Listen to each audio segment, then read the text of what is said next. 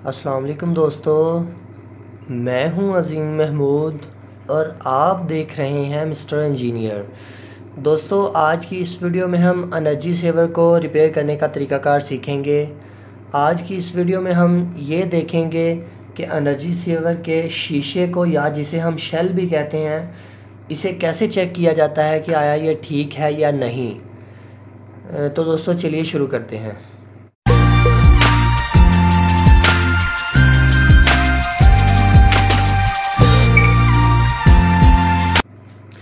जी तो दोस्तों, जैसा कि आप लोगों को पता है कि कई दफ़ा आप लोगों के घर में काफ़ी ज़्यादा एनर्जी सेवर्स ख़राब हो जाते हैं, मगर आप लोगों को ये समझ नहीं आती कि उनकी पीसीबी में मसला है या उनके शीशे में मसला है। तो आज की इस वीडियो में हम ये देखेंगे कि इसे कैसे चेक किया जाता है। मैं एनर्जी सेवर के ऊपर पहले भी 2 से 3 वीडियोस बना चुका हूँ। अगर आप हमारे न्यू व्यूअर्स हैं तो मैं आप लोगों को यही कहूँगा कि आप उनको भी ज़रूर देख लीजिएगा। तो चलें स्टार्ट करते हैं। सबसे पहला जो तरीक़ाकार है शीशे को चेक करने का, इस एनर्जी सेवर के ग्लास को चेक करने का, वो ये है कि आपने एनर्जी सेवर को रोशनी की जानिब कर लेना है, ऊपर की तरफ, और यहाँ से आपने इसको देखना है। अगर तो यहाँ से एक साइड भी ज़्यादा काली हो तो उसका मतलब ये हुआ कि आपका जो शीशा है वो ख़राब हो चुका है। अगर फिर भी आपको तसल्ली नहीं हो रही तो आपको मैं आज की इस वीडियो में एक टेस्टर बनाने का तरीक़ाकार बताऊंगा कि आप किस तरह से एक टेस्टर के ज़रिए भी चेक कर सकते हैं कि आपके एनर्जी सेवर के शीशे में मसला है या पीसीबी में मसला है।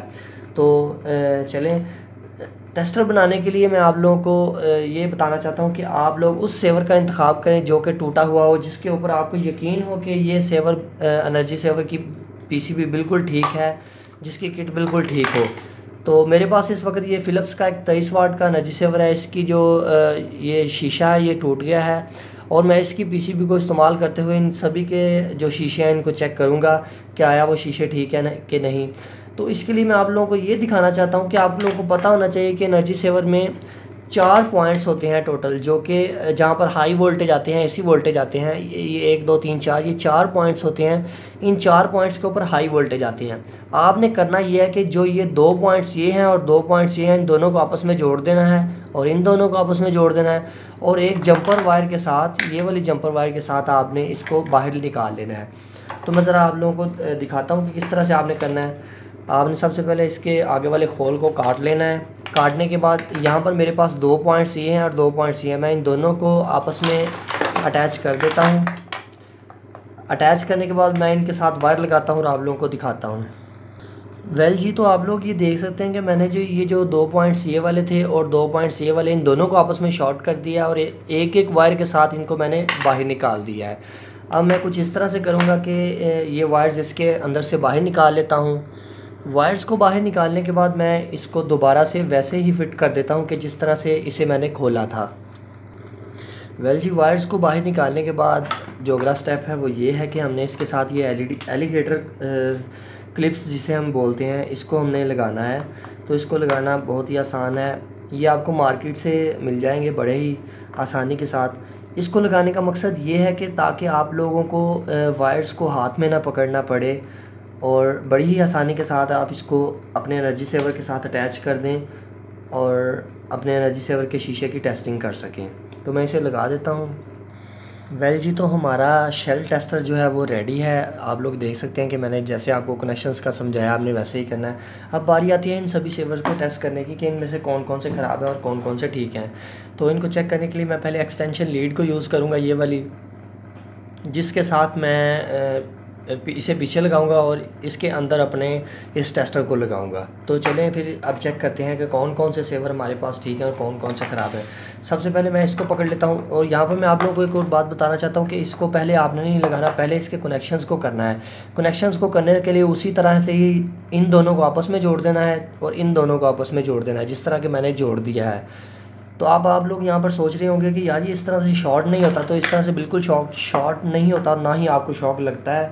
तो अब बारी आती है इसको इसके अंदर लगाकर, होल्डर के अंदर लगाकर चेक करने की। तो मैं इसे ज़रा इसके अंदर होल्डर के अंदर लगाकर साइड पर रख देता हूँ ताकि मैं इसको हाथ ना लगा सकूँ और मुझे कहीं से भी इलेक्ट्रिक शॉक ना लग सके। तो अब बारी आती है इसको फाइनल टेस्ट करने की। तो मैं मेन को जो मेन वायर है उसे मैं प्लग में लगाता हूँ। तो आप लोग ये देख सकते हैं कि मैंने जैसे ही इसे लगाया है तो ये हमारा एनर्जी सेवर ऑन हो चुका है। आपने इसको ज़्यादा देर तक नहीं लगा कर रखना, सिर्फ चेक करने के लिए लगाना है कि आया ये ठीक से वर्क कर रहा है कि नहीं। इसके बाद आपने एक को उतारना है और दूसरी के साथ शॉर्ट मिला देना है, यानी कि इन दोनों को आपस में शॉर्ट कर देना है। उसका ये फ़ायदा होगा कि अगर आपका ये सेवर ऑन नहीं होता तो कभी ऐसा होता है कि इसके कैपेसिटर के अंदर चार्ज को स्टोर होता है, उस वजह से जो है ना वो आपको इलेक्ट्रिक शॉक लग सकती है। अब इसको दोबारा दूसरे को चेक करते हैं।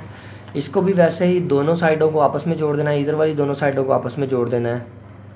तो ज़रा अच्छी तरह से कनेक्शंस को जोड़कर इसको साइड पर रख देना है। अब दोबारा से प्लग को लगाते हैं तो आप ये देख सकते हैं कि ये ऑन नहीं हुआ। इसकी रीज़न ये है कि ये जो इसकी एक साइड है ये आप लोग देख सकते हैं कि ये ब्लैक हो चुकी है, यहाँ से अंदर से आपको काली काली नज़र आ रही है। तो इसका मतलब ये हुआ कि ये इसका शेल ख़राब है।